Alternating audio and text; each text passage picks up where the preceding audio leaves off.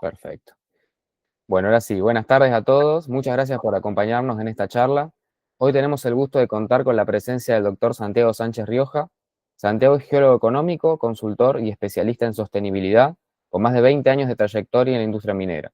A lo largo de su carrera ha trabajado en exploración, estimación de recursos, estudios hidrogeológicos y en procesos de due diligence ambiental y social en proyectos de litio, cobre, oro, plata, plomo y zinc, tanto en Argentina como Chile y España. Actualmente dirige el Itos Alta Consulting Group, desde donde asesora a compañías mineras e inversores en la gestión responsable y sostenible de los recursos minerales. Hoy nos presentará su charla titulada La gobernanza de los recursos de litio en salares, el rol de la geología. Si no les quito más tiempo, muchas gracias Santiago en nombre de toda la SEG, SGA, UNLP Student Chapter. Y bueno, disfruten mucho la charla y dejamos un espacio al final si quieren para las consultas.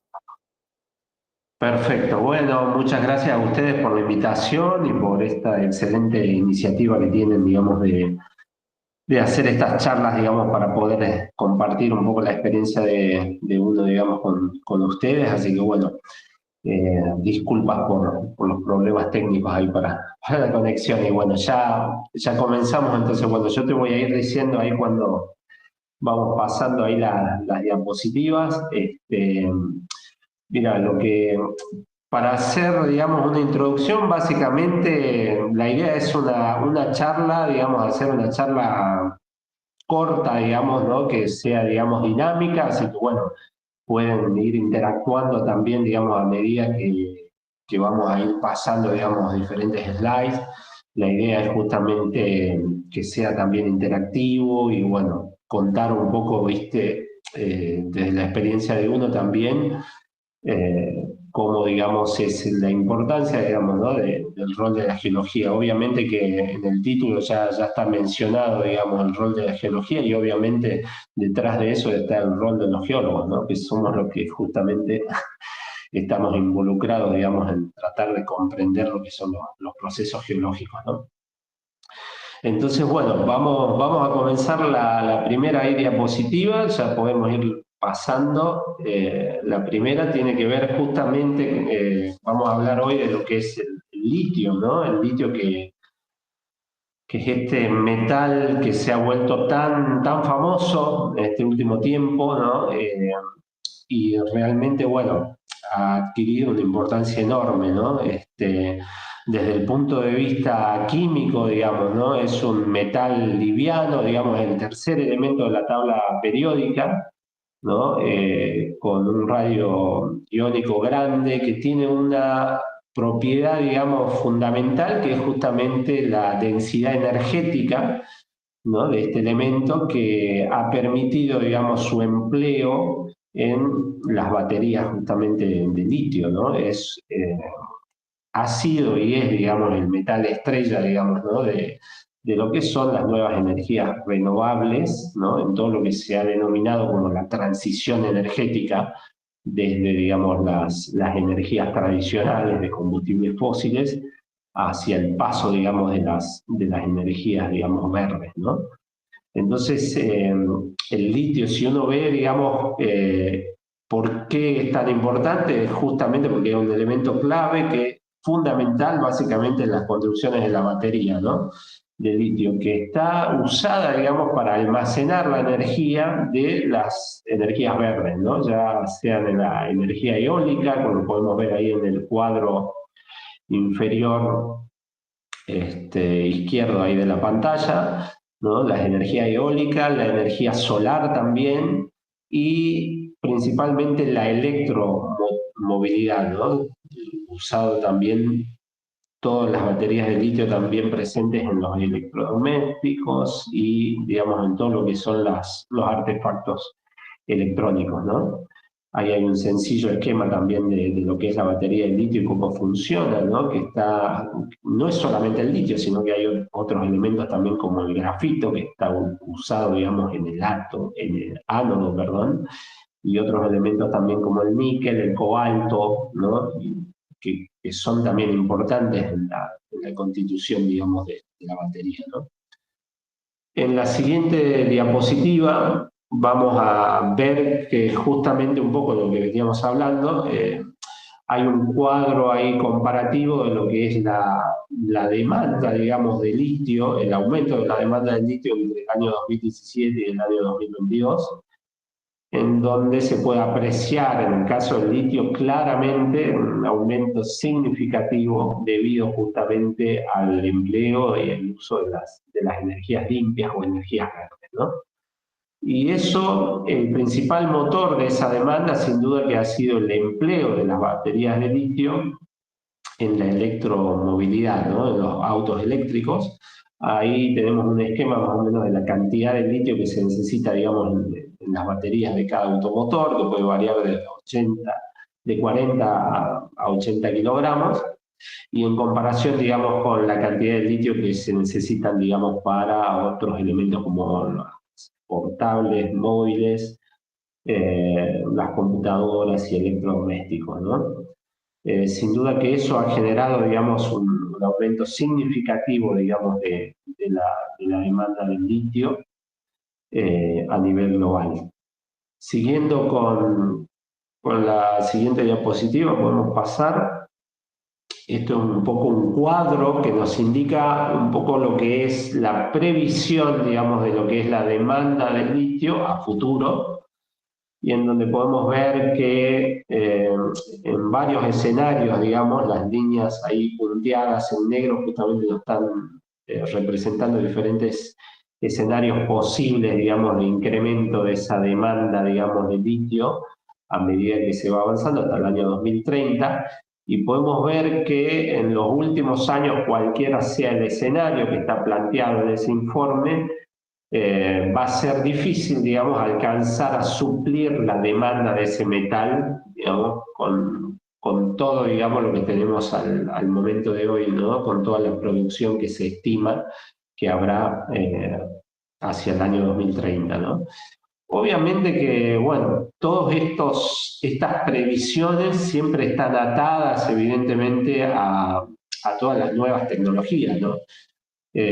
Hace unos años no era tan imaginable pensar que hubiera tecnologías que reemplacen al litio, ¿no? Siendo el litio un metal tan potente y tan eficaz, digamos, como les había comentado anteriormente, sobre todo en cuanto a su densidad energética. Pero sin embargo, en el último tiempo, las tecnologías han avanzado muchísimo y las baterías de sodio hoy en día se empieza a hablar cada vez más, empiezan a tener también un espacio dentro de lo que son, digamos, el mercado, digamos, y la demanda de metales, ¿no? Para la construcción de estas baterías. Pero al día de hoy el litio sigue manteniendo esa ventaja porque realmente el sodio, digamos, tiene algunas complicaciones todavía en cuanto al tamaño que tiene el ion justamente y al peso, y su densidad energética es mayor.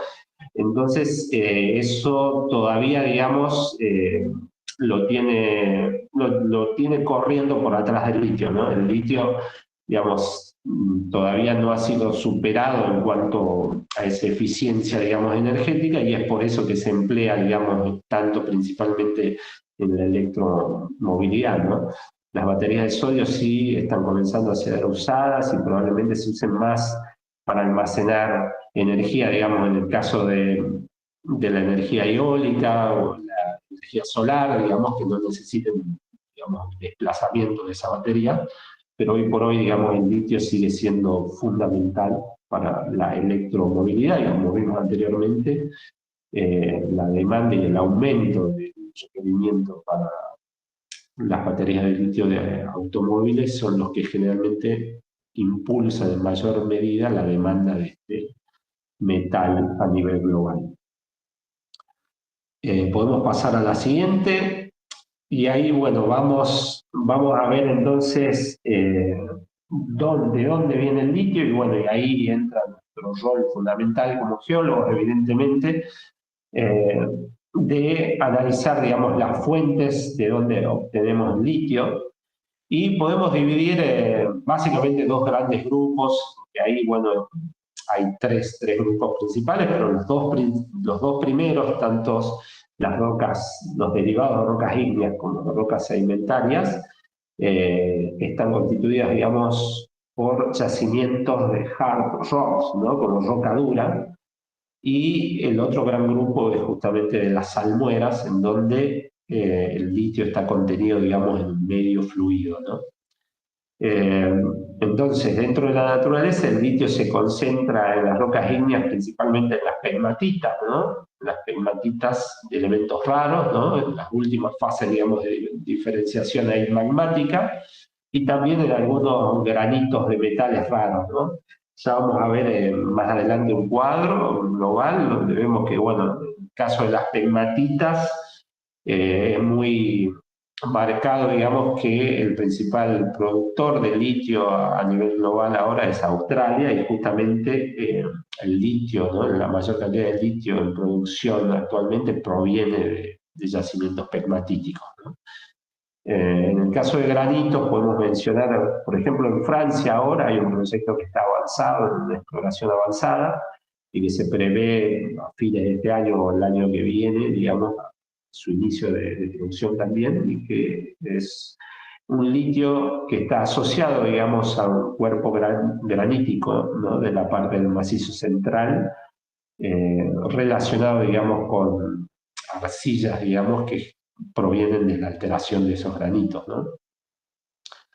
En el caso de rocas sedimentarias, bueno, tenemos la gran caldera ahí en Clayton Valley, también es un ejemplo muy clásico, y también algunas arcillas con litio también en Perú que han sido descubiertas, y otro caso en España, también en Extremadura, ¿no? Donde hay también otro yacimiento que está, digamos, ahí en proceso, digamos, de estudio, aunque tienen algunas complejidades, digamos, en cuanto al procesamiento, ¿no? de las arcillas, que, bueno, no es tan sencillo, ¿no?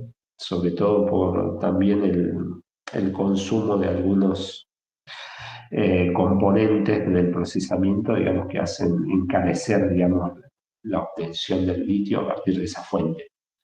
Y finalmente tenemos en las salmueras tres tipos principales de depósitos, obviamente los más importantes, que son los litios en salares, ¿no? Que están acá no solo en Sudamérica, como lo vamos a ver también más adelante, hay un mapita ahí de distribución, y los depósitos en cuencas sedimentarias que están ligados a los campos petroleros maduros, como los que se descubrieron ahí en Estados Unidos, en Arkansas, ¿no? Que es un enorme yacimiento petrolero, ¿no? Donde justamente en las formaciones petroleras se han encontrado justamente niveles, digamos, de salmueras con concentraciones de litio, ¿no? De leyes bajas, pero que hoy en día, digamos, a través de las nuevas tecnologías de extracción directa, adquieren una relevancia importante, ¿no? Como para poder producir litio en forma económica. Y finalmente las salmueras, digamos, geotermales, que están empezándose a desarrollar mucho también acá en Europa. Bueno, comenzó hace unos años ahí en el sur, digamos, de Inglaterra, Cornwall. Es una antigua zona minera en donde la empresa Cornish Lithium, a partir de informes históricos, reconocieron, digamos, la presencia de anomalías de litio en aguas profundas, en esas zonas graníticas, y hoy en día ya se encuentra en un estado también avanzado de desarrollo, en la que se prevé, digamos, en el próximo año, fin de este año, el próximo año, el inicio también productivo. Entonces, bueno, vemos que esos son, digamos, los principales grupos. Si vamos a la lámina siguiente, podemos ver en este cuadro, digamos, ahí actualizado la enorme cantidad, digamos, de depósitos de litio que están distribuidos a lo largo del mundo, ¿no? Bueno, podemos ver ahí lo que hablábamos un poco, ¿no? Está el triángulo del litio como la zona de mayor concentración, digamos, de litio a nivel planeta, y, digamos, después la zona de Australia también, con las pegmatitas, que también Brasil se ha convertido también en un productor importante, Canadá, Zimbabue también en África, y podemos ver también algunos puntos, digamos, ¿no? Cómo digamos, el precio del litio y el crecimiento de la demanda que hubo movilizó, digamos, a todo el mundo la búsqueda, digamos, de recursos de litio y esta movilización, digamos, que se tradujo, digamos, de exploración, llevó al descubrimiento de numerosos yacimientos. Ya lo hablaremos más adelante, pero bueno, lo que viene ahora, digamos, obviamente con este periodo en el que estamos ahora, donde el precio del litio ha bajado significativamente, ¿no? Más de un 80% del pico que había llegado, estamos ante una presencia de competitividad de estos diferentes tipos de depósitos, ¿no? En donde realmente los yacimientos que tengan las mejores relaciones, digamos, que sean más sostenibles, que tengan menos costo de producción y que sean ambientalmente y socialmente más benéficos, son los que van a tener ventaja en esto, ¿no? Y en este caso, bueno, los litios salares pueden tener un fuerte impulso, teniendo en cuenta que los costos de extracción del litio en las salmueras son significativamente menores que la extracción del litio en las pegmatitas, ¿no? Bueno, podemos ir a la siguiente diapositiva y ahí vamos a ver un poco la distribución global de depósitos de litio en salmuera.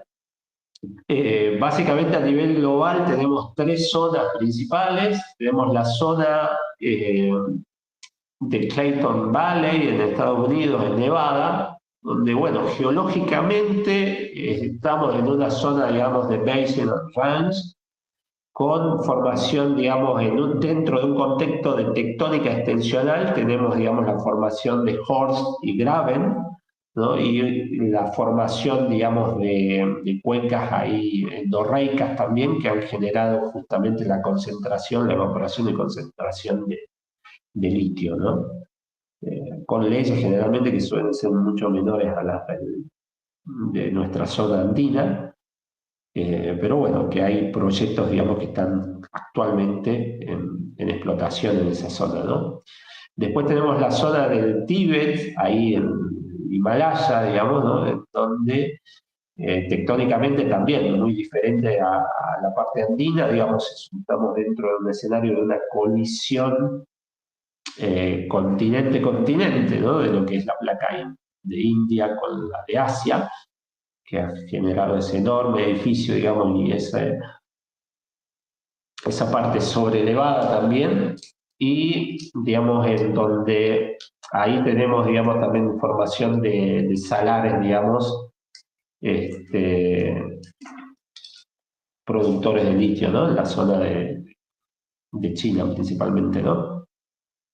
Y bueno, después el conocido triángulo del litio, en donde en el caso nuestro, bueno, sabemos que el escenario geotectónico es completamente diferente, estamos en una zona de subducción de la placa de Nazca debajo de la placa sudamericana, ¿no? Que ha generado ese enorme altiplano, ¿no? Que es una de las mayores superficies sobre elevadas a nivel mundial, ¿no? Con una extensión, un ancho de 400 kilómetros y un largo casi de 1800 kilómetros, en las cuales se han desarrollado numerosos salares, ¿no? Podemos ir a la siguiente diapositiva y bueno, vamos a ver ahí hablando un poco más, como les comentaba anteriormente, ¿no? En el caso particular de la PUN argentina también, bueno, estamos en el escenario de subducción, pero aún así, bueno, todo el altiplano, digamos, tiene presencia de salares con contenidos de litio, ¿no? Ya desde reconocidos, hay algunos en el sur de Perú, en Bolivia tenemos lo que es Uyuni, digamos, una de las mayores concentraciones, ¿no? Un salar que tiene un área de más de 10.000 kilómetros y con recursos de 10 millones de toneladas, sin duda una de las mayores reservas de litio a nivel mundial, pero bueno, como veremos más adelante por cuestiones de gobernabilidad y también por cuestiones geológicas, resta como dormido, ¿no? El gigante dormido de Uyuni. Y, digamos, tenemos la zona también en Atacama, también con características diferentes dentro de lo que es, digamos, el altiplano andino, y finalmente la región, digamos, argentina de la Puna, ¿no? En la que podemos ver también características bien particulares, ¿no? Geológicas, que las hacen, digamos, diferentes a las otras regiones que hemos mencionado.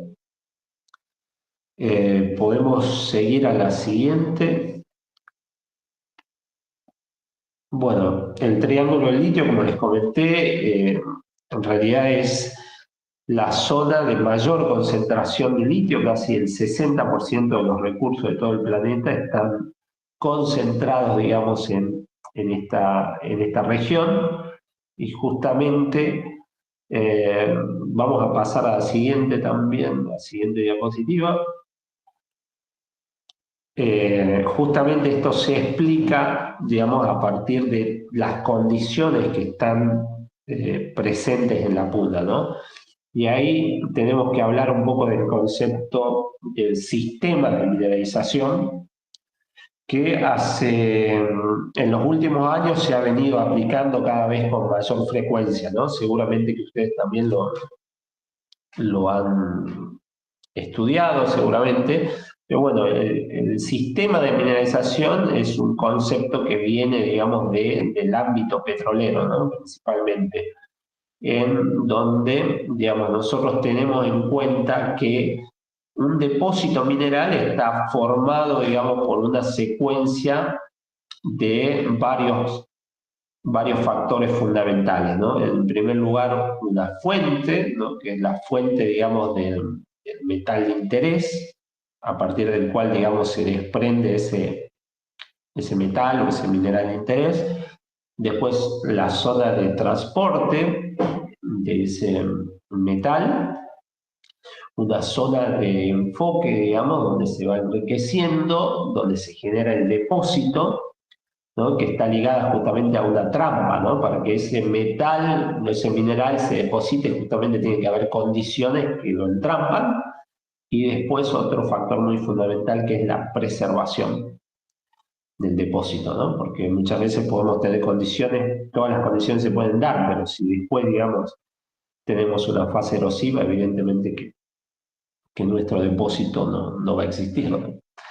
Entonces, hablando, digamos, del sistema de mineralización, en los salares nosotros tenemos que tener en cuenta, digamos, el factor climático, que estamos en presencia, digamos, de un ambiente de extrema aridez, generado justamente por el levantamiento, digamos, de ese altiplano que ha generado, digamos, en su sector oriental, digamos, una barrera orográfica que ha impedido, digamos, que los vientos húmedos del Atlántico lleguen a estas regiones y se acentúe justamente con la altitud, digamos, esa aridez extrema y que ha generado justamente que el proceso de evaporación sea dramáticamente muy fuerte y por tanto genere, digamos, a partir de cuerpos de agua la precipitación de sales y la concentración del litio, ¿no? El litio en realidad por su composición, digamos, iónica es un metal que le gusta quedar siempre en el litio, ¿no? En el líquido, perdón. Podemos verlo gráficamente como un elemento, como un gordito que le gusta estar en el agua, no va a estar hasta el último, ¿no? Antes van a precipitar todos los otros minerales, pero él va a quedar siempre, va a tratar de quedarse siempre, digamos, hasta el final. Entonces, bueno, estas características, digamos, del litio, digamos, es la que genera, digamos, que la evaporación también sea un factor clave, digamos, en la concentración, digamos, del litio en los salares, ¿no? Y, bueno, la tectónica también, que la tectónica, digamos, es justamente la generadora, como dijimos, ya desde el proceso, digamos, de subducción, de la construcción de ese edificio, digamos, andino y del altiplano. es importante, digamos, en la generación de cuencas, ¿no? De las primeras cuencas que inicialmente se generaron cuencas de primer orden, después de segundo orden, de tercer orden, a medida que se fue evolucionando, y justamente a partir también de las intersecciones de las estructuras longitudinales y después transversales, que fueron generando, digamos, ahí las cubetas, digamos, endorreicas, ¿no? Que es el otro factor fundamental que va a tener una relevancia importante en la formación del litio. Y sin duda que el volcanismo, el termalismo, también son fundamentales, ¿no? Eh, Principalmente el volcanismo, porque, bueno, hoy por hoy, digamos, si bien todavía se están continuando los estudios, digamos, de los orígenes y las fuentes del litio, se sabe que una de las fuentes principales, digamos, del litio son dos fuentes. Una es justamente el litio contenido en las rocas ignimbritas, y en segundo lugar el litio que está aportado, digamos, por fuentes termales, ¿no? Entonces ahí podemos ver claramente la importancia que tiene, digamos, el volcanismo, ¿no? En la formación, digamos, de los salares. Podemos ir a la siguiente diapositiva y ahí, bueno, hablando un poco del contexto geológico, podemos ver básicamente que en la Puna Argentina tenemos más de 25 salares, en donde, digamos, tenemos toda una variedad, digamos, geológica, ¿no? Cada salar es muy particular, si bien en la mayoría, digamos, está presente los controles geológicos estructurales, como podemos ver ahí el caso del salar de Olaroz Cauchari y el Centenario Ratones, ¿no? Estos salares longitudinales donde el control estructural es marcado, es bien notorio. Eh, También tenemos el componente del volcanismo, digamos, que ha aprovechado muchas veces esos fracturamientos oblicuos, ¿no? Noroeste, sureste, que generalmente favorecieron, digamos, el cierre de estas cubetas también. Pero bueno, un poco la imagen, digamos, que muestra ahí un poco es la variedad de la geología, ¿no? A lo largo de los salares. No hay ningún salar que pueda ser igual a otro, cada salar tiene sus características independientes. Entonces, eso ha generado una complejidad que obviamente se necesita comprender bien desde el punto de vista de la historia evolutiva, digamos, de la cuenca, ¿no? No es el caso mismo, digamos, de la ocurrencia, digamos, de Atacama, ¿no? De un salar que, digamos, es mucho más estable, en una zona que ha sido estable por mucho tiempo, y en la cual, digamos, el tamaño del salar y la evolución ha logrado, digamos, una homogeneidad importante, digamos, ¿no? En términos, digamos, espaciales de, del depósito mineral, ¿no? Esto no es así en los salares de la Puna Argentina, ¿no? Donde las variaciones laterales del espacio son mucho más eh, frecuentes y en muy corto espacio, ¿no? Lo que complejiza, digamos, el modelamiento, ¿no? Geológico e hidrogeológico de estos salares, ¿no? Y obviamente que la geología justamente va a imprimir, digamos, una característica geoquímica particular a cada uno de sus salares, ¿no? Eh, que justamente va a ser importante, digamos, a la hora de plantear, digamos, los métodos extractivos y de procesamiento de ese litio, ¿no? Algunos serán más carbonatados, otros más sulfatados, y eso, digamos, tendrá su incidencia después en el proceso de recuperación del litio. Podemos, perdón, ir a la siguiente. Como verán, estoy dando conceptos así generales como para, obviamente, de cada una de estas cuestiones que le hablé, se puede dar, ¿no? Tranquilamente una hora de cada más, de cada, de cada cuestión que les fui comentando, ¿no? Pero la idea acá justamente es tener un panorama, digamos, general como para después enlazar, digamos, con la parte de gobernabilidad, ¿no? De estos recursos. Básicamente el concepto que tiene que quedar, digamos, también es la diferencia, ¿no? De los depósitos que veníamos hablando, de los depósitos de litio, pueden ser considerados como recursos vivientes, digamos. ¿Y eso por qué? Justamente si queda más claro si los comparamos, digamos, con los depósitos de roca dura, ¿no?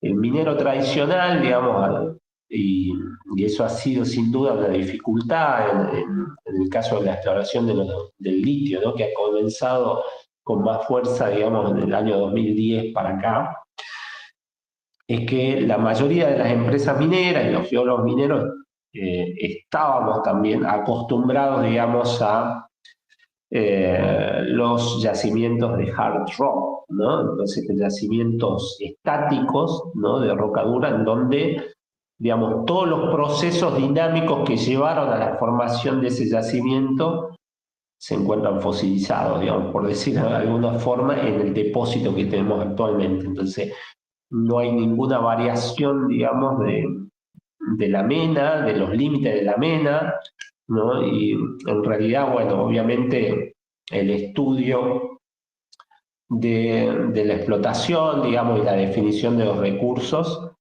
tiene otra complejidad, ¿no? En el caso del litio, podemos ver que todos estos procesos que están llevando a la formación del depósito están ocurriendo actualmente, ¿no? Y están interactuando actualmente con el ecosistema, ¿no? Actual. Entonces ahí tenemos, bueno, dos figuras ilustrativas. La de la izquierda es una de ensalar ahí de salidas grandes, ¿no? Lo tomé ahí de un colega francés, de Michel López, donde se grafica justamente muy claramente ahí el depósito del litio que está concentrado ahí en Salinas Grandes, en la parte superior, y donde podemos ver perfectamente cómo interactúa, digamos, con los abanicos aluviales que están localizados, digamos, a ambos márgenes del salar, y que hablan justamente de esa relación tan presente, digamos, entre el depósito y los límites, ¿no? Eh, que es justamente una de las claves para el desarrollo, digamos, de un proyecto de litio, ¿no? Esos límites y ese ambiente dinámico, ¿no? Que necesita y requiere ser estudiado, digamos, de una forma diferente. Bueno, ahí podemos ir a la siguiente diapositiva. Ahí, bueno, todo lo que vinimos hablando hasta ahora, digamos, lo vamos a, todo lo que vinimos hablando de los procesos, lo vamos a emplear acá cuando hablamos, digamos, de cómo se desarrolla un proyecto minero, ¿no?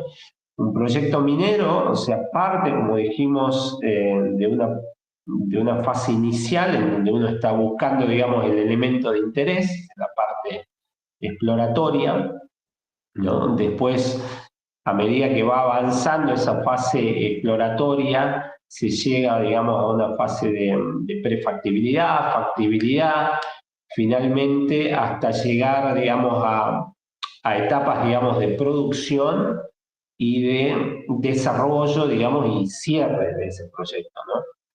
En el cuadro podemos ver justamente discriminado, digamos, los profesionales que están interviniendo en cada una de esas etapas. Y en este caso podemos ver que, bueno, obviamente el geólogo está mucho más presente en las primeras etapas de desarrollo del proyecto por una cuestión, digamos, también lógica de que las partes iniciales tienen que ver con la definición, digamos, del depósito, la definición de los recursos y reservas, y una vez que eso, digamos, está establecido, digamos, empieza a haber, digamos, una mayor participación, digamos, de la parte de ingeniería de procesamiento, y ya, digamos, el geólogo no es que tampoco termina su trabajo ahí, ¿no? Siempre está presente, digamos, en el sentido, ya que la parte evolutiva, digamos, del yacimiento tiene que estar, digamos, monitoreada, digamos, ¿no? Por geólogos, y evidentemente que en la fase también de cierre también tiene un rol importante, ¿no? todas estas actividades obviamente se realizan dentro de un marco jurídico, ¿no? Y acá, digamos, hay un punto importante, digamos, cuando uno, todo lo que uno, en la facultad, digamos, todo lo que uno aprende y estudia, digamos, desde el punto de vista teórico, conceptual, de los diferentes tipos de depósitos y yacimientos, cuando uno sale, digamos, al campo, digamos, también hay toda una serie de habilidades y trabajos que uno va a tener que desarrollar, digamos, ¿no? Aparte del conocimiento geológico y que tiene que ver justamente con otras actividades, ¿no? Que muchas veces se hacen, digamos, también en la vida cotidiana o es común a diversas, digamos, industrias, ¿no? Como es, digamos, el manejo, por ejemplo, de grupos de trabajo, ¿no? Equipos de trabajos, el manejo también de la economía, por ejemplo, de un campamento, ¿no? De qué cosas son necesarias, digamos, desde el punto de vista logístico también. Y también una parte muy importante que ya lo vamos a ver más adelante, que es la relación justamente con las comunidades en las cuales están insertos estos proyectos mineros, ¿no? Es decir, el trabajo de geólogo no es solamente, digamos, la geología en su estricto, sino que también, y eso lo saben muchos, digamos, cuando se empieza a trabajar, sobre todo en la parte minera, petrolera, este, se amplía enormemente la cantidad de trabajo que uno tiene que hacer, ¿no? En muchos casos también administrativo.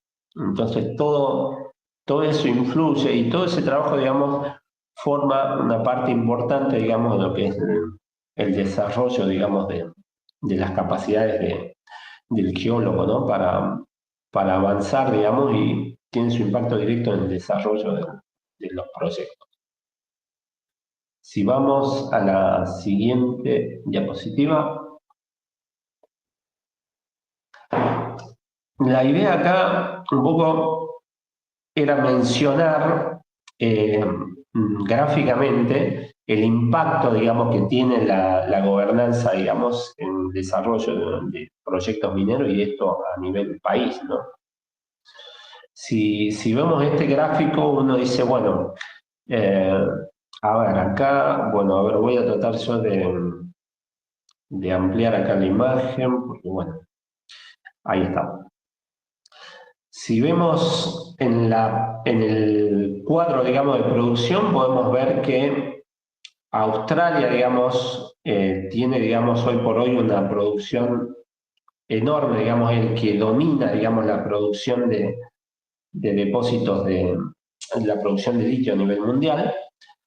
Y en segundo lugar está Chile, y después viene China, y Argentina, digamos, está ahí también presente, ¿no? Esto es en el año 2024, ¿no?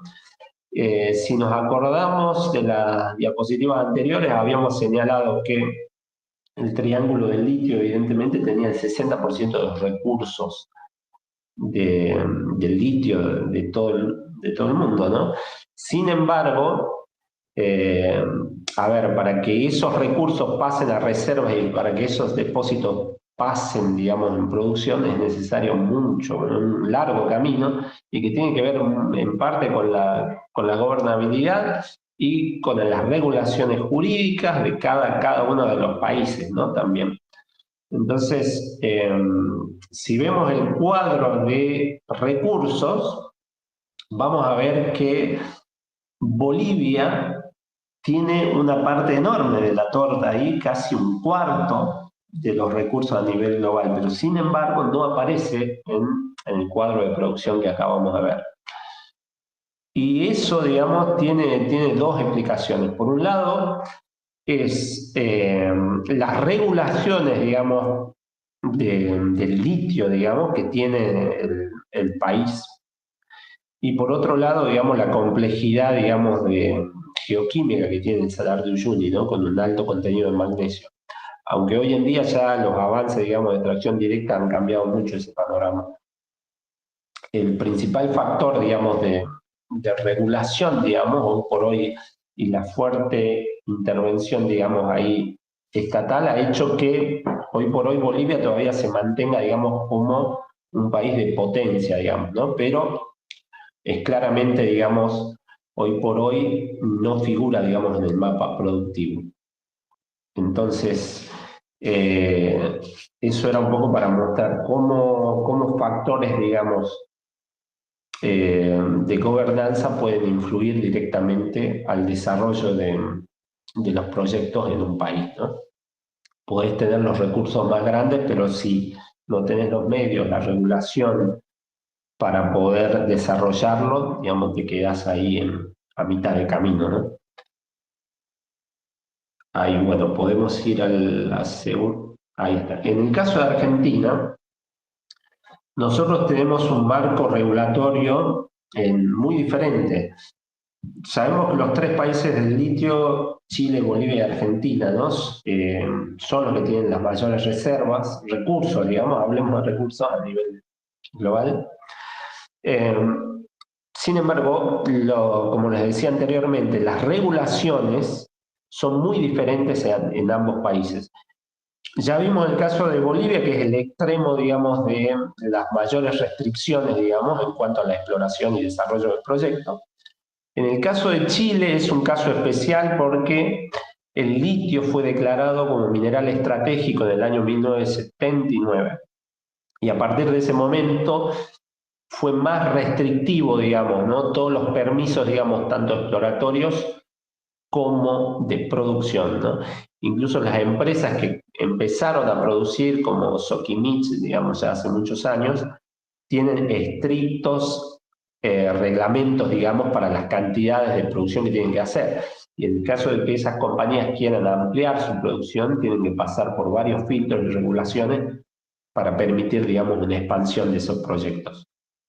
Mientras que, en el caso de Argentina, nosotros tenemos que el litio, digamos, es concesible, es un mineral concesible como todos los minerales, digamos, en Argentina, y eso genera que, si bien el dueño originario, digamos, de los yacimientos es el Estado argentino, y en este caso, más precisamente las provincias, después del año 1994,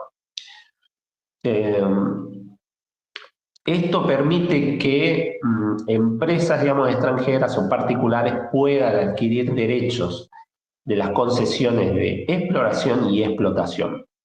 Y eso generalmente ha dado una ventaja competitiva enorme a Argentina, que en los últimos 10 años empezó una actividad exploratoria grandísima, ¿no? Y se ha ganado, digamos, mucho terreno en eso, aunque también ha generado muchas complicaciones en la gobernanza también de esos recursos, que ya la vamos a tocar ahí. Pero básicamente de ahí viene, digamos, la explicación, ¿no? De por qué tantos proyectos en Argentina con respecto a los vecinos. Bueno, lo que se menciona ahí como los pilares, digamos, del marco minero argentino, justamente el Código Minero Argentino y la Constitución Nacional. ¿Por qué la Constitución Nacional? Básicamente porque plantea, digamos, que el dominio originario, y esto es no menor, corresponden a las provincias en las cuales se sitúan esos recursos naturales, ¿no? Ese es un cambio que se hizo en el año 1994, ¿no? Que antes dependía del Estado Nacional y que a partir de ese año fue transferido, digamos, como el dominio a las provincias. Entonces eso genera también que la regulación en cada una de esas provincias muchas veces es diferente. Entonces, si estamos, por ejemplo, en Salta, tenemos regulaciones específicas que pueden ser diferentes, digamos, a Catamarca y pueden ser diferentes a Jujuy. En los últimos años se ha tratado de salvar estos conflictos, digamos, porque en realidad para compañías, por ejemplo, que están en más de unas provincias, suele ser un poco engorroso. Entonces, bueno, tener un proyecto en una provincia y en otra y que las, digamos, regulaciones específicas sean tan diferentes de un lugar a otro, ¿no? Esto se está tratando de salvar con un tratado, digamos, interprovincial de la región del litio, ¿no? Que han firmado las tres provincias que componen, digamos, ¿no? la zona del triángulo del litio en Argentina. Y bueno, se está tratando, digamos, de que justamente la parte normativa tengan, digamos, lineamientos que sean un poco similares en un caso y en el otro. Bueno, podemos ir a la siguiente diapositiva. Bueno, cuando les hablaba de complejidades de la gobernanza, digamos, que son generadas por el marco regulatorio, me refería a esto, digamos, a que un proyecto minero, al ser concesible, digamos, como cualquier mineral de primera categoría, genera, digamos, una compartimentación del depósito, ¿no? Entonces, ese es un caso, un mapa que ya quedó desactualizado, ¿no? Pero en su momento, como podemos ver, cada color ahí que está en el mapa correspondía a una empresa diferente. ¿Qué pasó y qué es lo que muchos decían? Bueno, a medida que las exploraciones avancen y los proyectos avancen, seguramente se puede dar un escenario de consolidación, es decir, que hay una empresa mayor o más grande que va a adquirir los otros proyectos. En parte, justamente en este salar, que es el Pastos Grandes, ocurrió eso. Básicamente, hay empresas que fueron compradas por otras y hoy por hoy, básicamente, Pastos Grandes está conformada por dos empresas principales, que es Lithium American y Ganfeng, que son las que tienen los derechos, digamos, tanto de Pastos Grandes como de Pozuelo y han terminado consolidando, digamos, todas las propiedades mineras. Sin embargo, hay otras regiones, como la parte del Salar del Hombre Muerto, en donde hay varios operadores que difícilmente se puedan unir, eh, digamos, ¿no? Pero bueno, uno nunca digas nunca, no se sabe, pero bueno, hoy por hoy, digamos, tenemos una empresa, digamos, ahí está la parte de Río Tinto, que tomó, digamos, lo que era FMC, el proyecto Fénix, está POSCO, está Galán, ¿no? Que son POSCO ya también bastante avanzado, entonces tenemos el caso también de varias empresas que están explotando o van a empezar, digamos, la explotación en un mismo salar. Entonces, en ese caso, ¿qué se genera?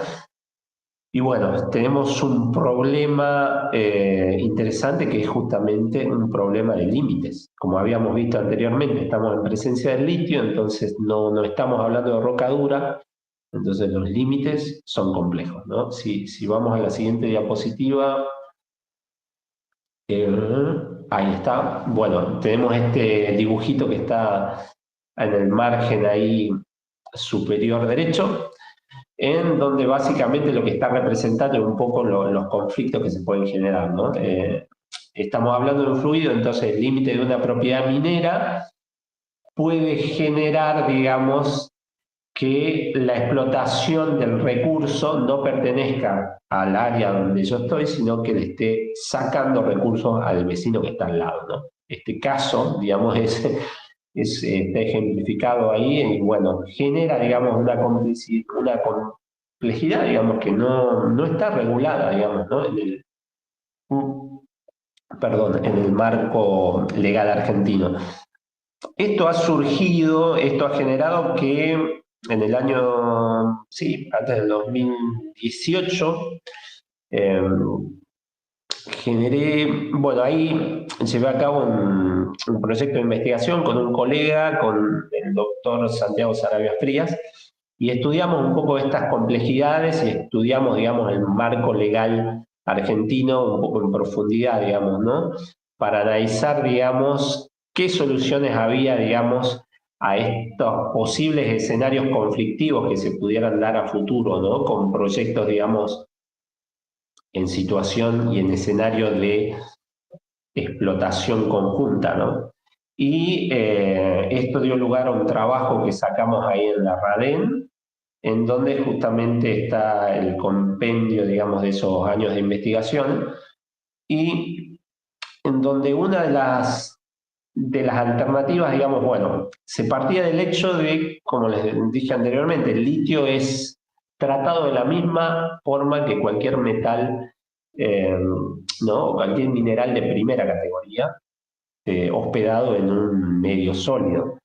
Entonces, los límites de las propiedades mineras son definidas según el Código de Minería por líneas imaginarias o planos verticales que se extienden, digamos, en profundidad hasta el interior de la Tierra, ¿no? Entonces, esos planos imaginarios, evidentemente, son claramente vulnerables, digamos, cuando se ponen en producción pozos cercanos a los límites de los concesionarios. Entonces, algunos conflictos hubo, digamos, ya en las partes exploratorias, algunos pudieron ser resueltos por las mismas empresas que estaban trabajando ahí, pero, digamos, probablemente es un escenario que se venga más a futuro. Y en ese caso, digamos, lo que hicimos fue analizar justamente qué había en legislación referida al petróleo, ¿no? Esto surgió de una conversación que había tenido ahí con mi colega francés, con Michel, en alguna oportunidad hablando con él, que él tiene también un gran expertise en la parte petrolera y justamente surgió esa idea de revisar justamente qué es lo que había en petróleo justamente para estos casos, digamos, conflictivos.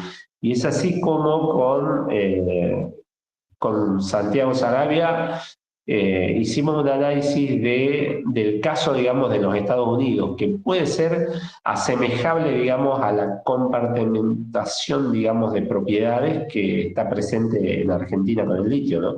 En el caso de Estados Unidos, en algunos estados, porque cada estado también se regula de forma diferente, hay situaciones en donde el petróleo en realidad pertenece a los superficiarios. Entonces, se imaginarán ustedes que entonces varios superficiarios, digamos, pueden estar encima de un yacimiento y entonces puede dar lugar, digamos, a casos conflictivos. Es así como pudimos ver que hay ciertas figuras legales que podrían ser aplicadas, digamos, a la normativa argentina a través de algunos procesos, digamos, especiales, como es, por ejemplo, el well spacing, que básicamente es como una regulación de la distancia mínima que tendría que haber entre pozos, sobre todo en zonas, digamos, que son limítrofes a dos propiedades mineras diferentes.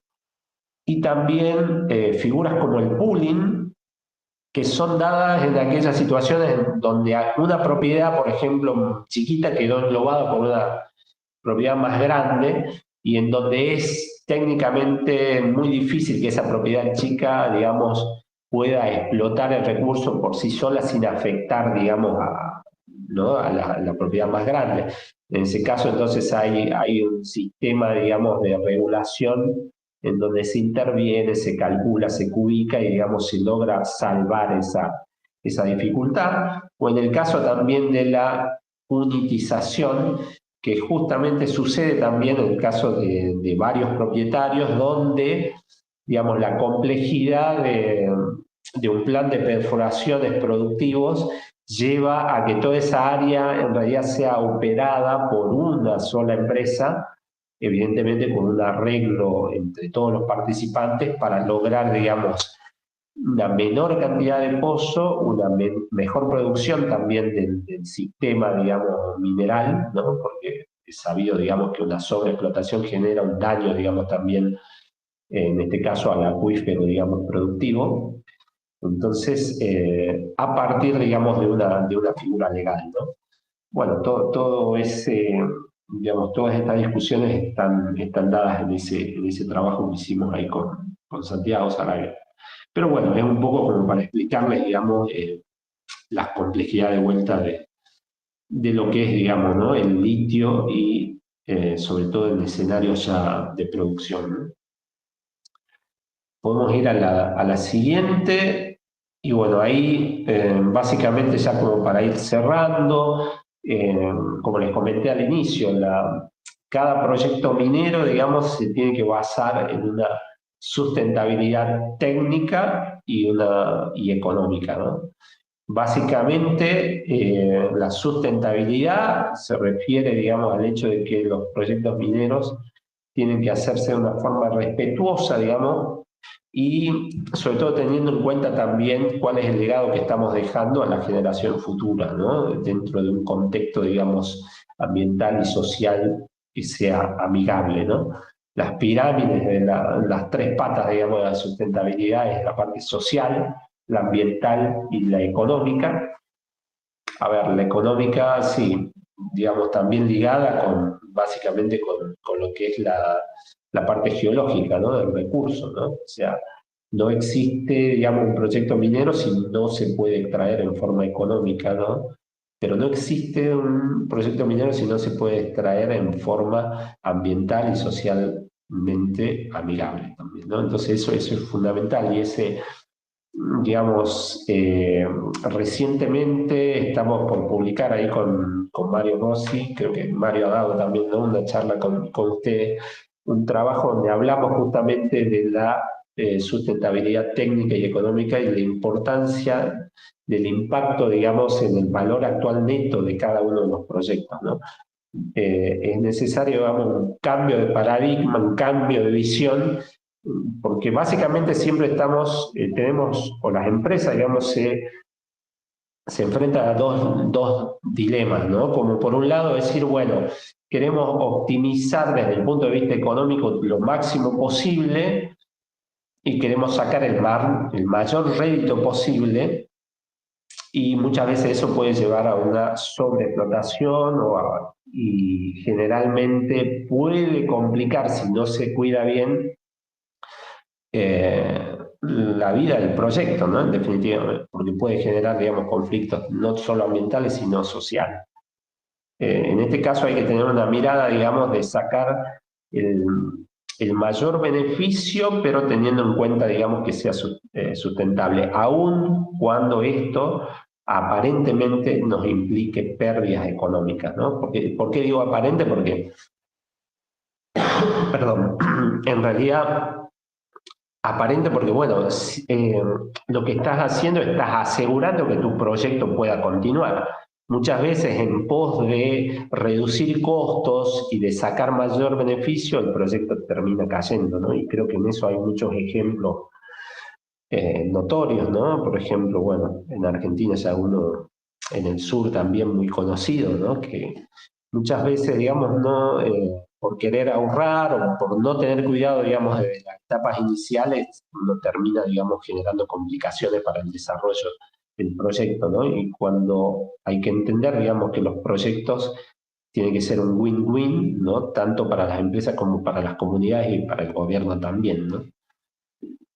Bueno, si vamos a la siguiente, sí, esto, creo que ya el cierre de esto, un poco, bueno, es un poco hablar de, más o menos vinculado a lo anterior, ¿no? La parte geológica minera es el punto, digamos, del pilar económico, ¿no? Que es justamente el estudio necesario, digamos, para ver la economicidad, pero también impacta mucho en lo que es, digamos, la parte ambiental, sobre todo en los proyectos de litio, porque un buen modelo, un modelo lo más acercado a la realidad me va a permitir, digamos, mitigar, digamos, los impactos que tenga, digamos, la parte social, ¿no? En el caso de los proyectos de litio, una de las mayores preocupaciones para las comunidades justamente es el recurso del agua, ¿no? Entonces, ahí necesitamos, digamos, una caracterización muy importante, sobre todo de los bordes, por ejemplo, de los salares, en donde tenemos el contacto entre la salmuera y el agua dulce, por dos motivos, ¿no? No solo para preservar, digamos, el agua dulce, sino también desde el punto de vista del yacimiento para evitar la dilución de mi propio yacimiento con la introducción, digamos, de agua dulce dentro del yacimiento, ¿no? Y eso es algo que se replica en muchos depósitos, ¿no? Siempre el cuidar, digamos, la parte ambiental termina teniendo un impacto positivo a largo plazo, ¿no? Probablemente hay un aparente costo, digamos, mayor costo en el ahora, pero si uno ve que a lo largo de la vida del proyecto termina siendo beneficioso, ¿no? Y yo creo que los proyectos mineros hay que verlo así, son proyectos de largo plazo, ¿no? Si uno ve en el corto plazo, tienen mucha probabilidad, digamos, de tener más complicaciones. La mejor visión, digamos, para un proyecto es ver todo el panorama y toda la etapa, digamos, productiva que puede tener, digamos, ese depósito, ¿no? En el caso ambiental, obviamente que el límite está dado justamente por la capacidad de resiliencia y de recuperación que va a tener el medio natural con respecto a los impactos que genere la actividad en esa zona, ¿no? Y también el manejo, digamos, de la preservación, digamos, de la biodiversidad que está digamos, en el ecosistema, ¿no? Y desde el punto de vista social, volver a recalcar, digamos, de las etapas bien tempranas de la exploración, es necesario, digamos, una comunicación que sea bien transparente, bien directa, para, digamos, informar a las comunidades de todos los pasos que uno va haciendo, ¿no? Uno de los mayores problemas que uno puede ver, digamos, en muchos proyectos de litio es justamente que muchas veces falta comunicación, falta la explicación, digamos, y en eso como geólogos tenemos un rol importante, ¿no? No digo que sea fácil, pero tenemos que un poco bajar a tierra, digamos, y poder nosotros ayudar, digamos, en este caso, ¿no? Somos generalmente los primeros que vamos al frente en terreno también, entonces está bueno involucrarse también de lleno en estos temas, somos los que conocemos también lo que recibimos, digamos, las preocupaciones y todo de las comunidades, entonces yo creo que el rol de ahí es fundamental del geólogo también, porque muchas veces pasa que las empresas mandan, digamos, a especialistas, digamos, sociales o de comunicación que tienen buenas competencias, pero muchas veces les falta, digamos, la parte técnica, ¿no? Y muchas veces las comunidades están ávidas, digamos, de entender, digamos, mejor los procesos, ¿no? Y no, tampoco hay que perder el miedo, digamos, de explicar, digamos, ¿no? Digamos, siempre confiar, digamos, en la transparencia y el mensaje claro también para las comunidades, ¿no? Y de esa forma, digamos, lograr que los proyectos puedan ir para adelante. Bueno, creo que estamos ahí cerca, no sé si hay una más.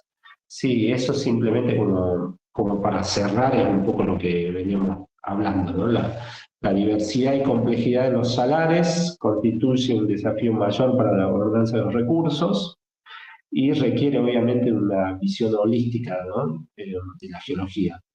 Tenemos que entender que el proyecto minero es un polinomio geológico, económico, social y ambiental, ¿no? Que a los fines del manejo y gestión son divisibles en áreas específicas, pero están totalmente unidas, digamos, intercorrelacionadas, ¿no? Entre ellas.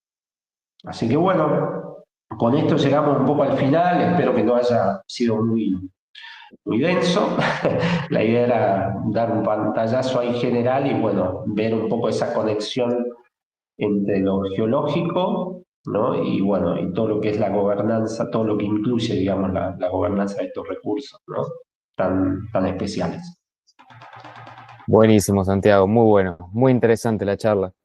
Quería inaugurar la parte de las preguntas del final, arrancando yo con una consulta. Un poco ya hablaste Sí. de esto durante la charla, al principio, después al final, pero quería consultarte qué expectativa tenés para la minería del litio en el futuro y especialmente qué capacidades o habilidades tendrá que desarrollar un joven profesional que quiera adentrarse en la minería del litio o en la minería en general. Sí, mira, es una gran pregunta. Digamos, la minería, digamos, viste, siempre, yo creo que es como una fuente de recursos inagotables. O sea, siempre, si uno ve, digamos, todas las nuevas tecnologías y los nuevos requerimientos, digamos, de energía, es muy difícil que escapen, digamos, a la necesidad de la geología y de la minería, ¿no?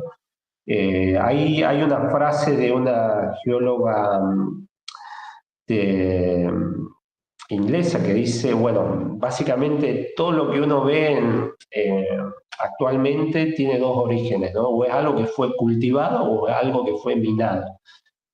Si te pones a pensar y ves todos los materiales que hay, obviamente te vas a llegar a eso y realmente lo que te está diciendo es que en realidad la cantidad, digamos, de recursos que se necesitan, digamos, y sobre todo más a futuro,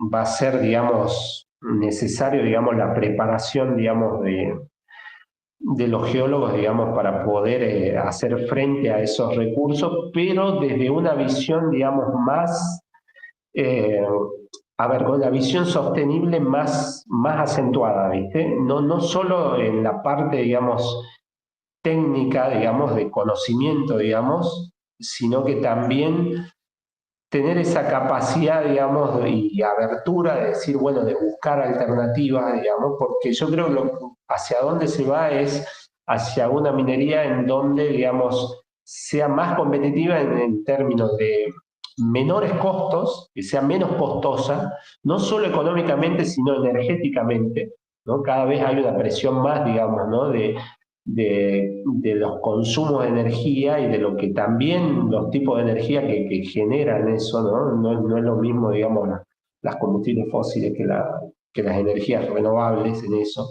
¿no? Entonces, bueno, tener toda esa visión, digamos, de costo-beneficio, ¿no? Y yo creo que eso, o sea, ir hacia la optimización de los yacimientos, ¿no? O sea, es con todo el bagaje de conocimientos que hay, con todas las tecnologías que hay, evidentemente hacer uso, digamos, de esos elementos para lograr hacer más eficiente, digamos, la minería, digamos, más segura, con menos impacto, ¿no?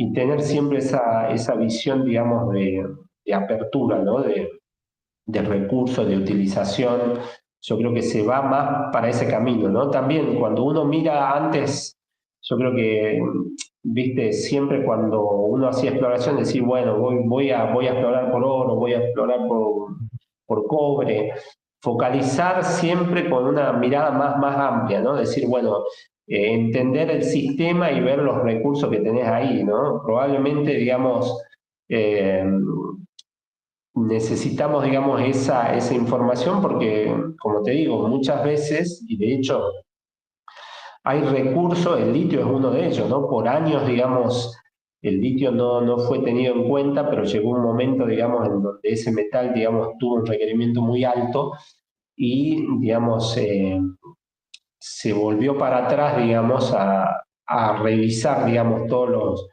los documentos anteriores y bueno, en algunos casos hubo registro y en otros no.